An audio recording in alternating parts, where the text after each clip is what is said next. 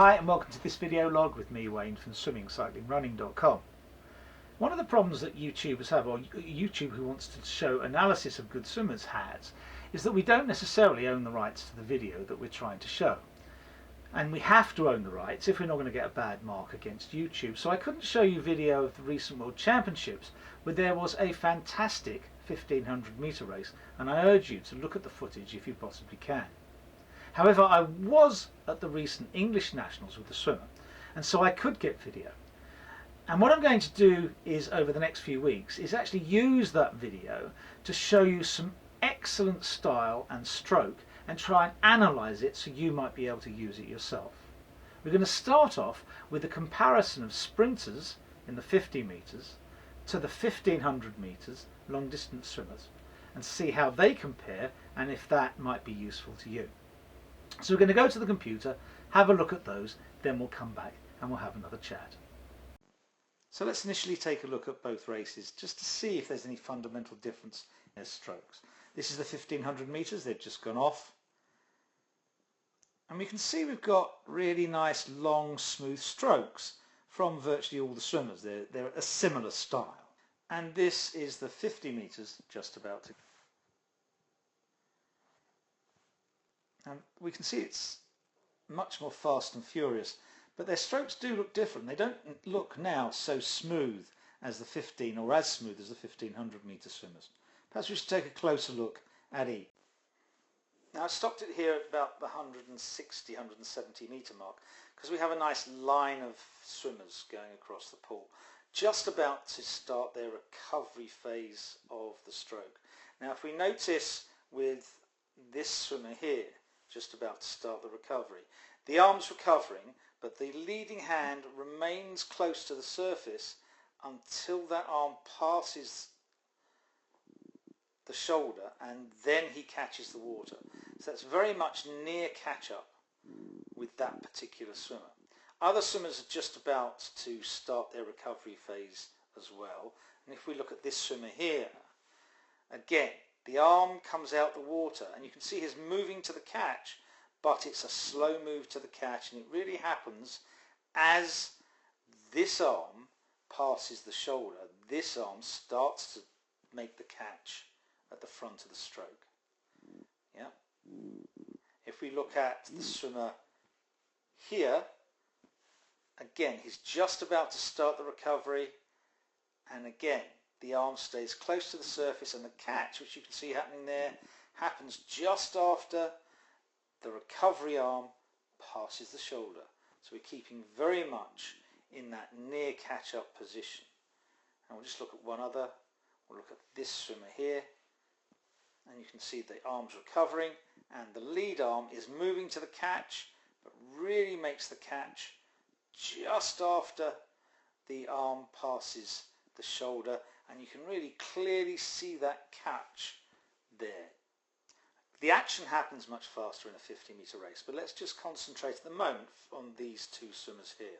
They're both just about to start their recovery phase, but as they start their recovery phase, notice the leading arm, which is there and there. If you take a close look, the leading arm disappears from the surface virtually as soon as the other arm comes out the water. And you can see that.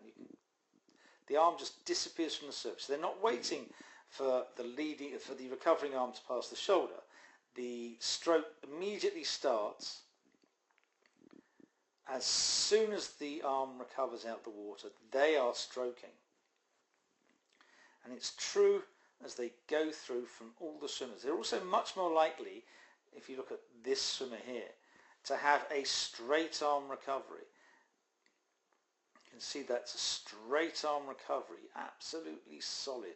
They're going also much deeper than the 1500 metre swimmers. The arm's going much straighter down to try and get the whole arm grabbing the water. You can see from here that they are really motoring through. And although this is a bent arm and that's a bent arm recovery, a lot of them have straight arm recoveries, which just allows you to get your arm forward that little bit quicker than you would do ordinarily. You can see that's a straight arm there coming back, but he will flex it as he comes past the shoulder. It's much easier to have a straight arm if you want a faster turnover.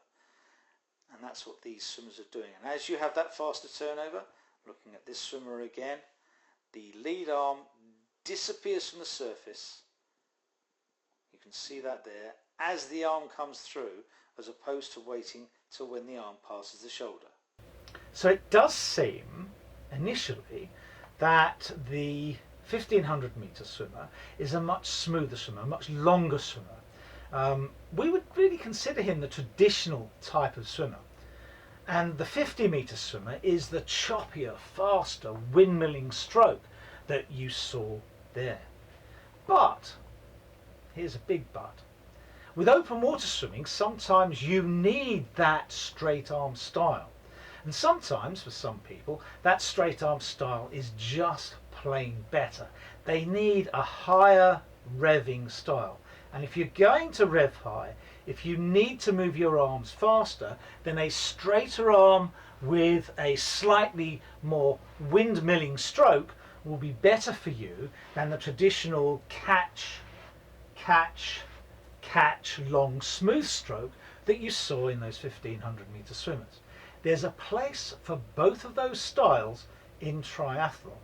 If you need to work fast arms, then you need to be slightly windmilling. If you are a smooth swimmer and can grab that catch and you can have a nice long stroke, then you need to wait to develop the catch until your arm passes that shoulder and then develop it and you're ready to go. So there's two styles, but we can swim both in triathlon. Some people find it very difficult to time the long, slow stroke or slower stroke. They need a punchier style. And if you do have that punchier style, my suggestion would be make sure you're not waiting to get that catch, but you're not trying to do a catch up, because that will just slow you down. You need your arms moving all the time, and if you are a faster swimmer, that is going to lead to a slight windmill. Nothing wrong with that if you are that type of swimmer. You also will probably shorten your stroke a little. But that again is okay if you've sped up your arms to compensate. Okay, so there we have it. Next week it'll be a different stroke. Keep tuned, enjoy your swimming, enjoy your training.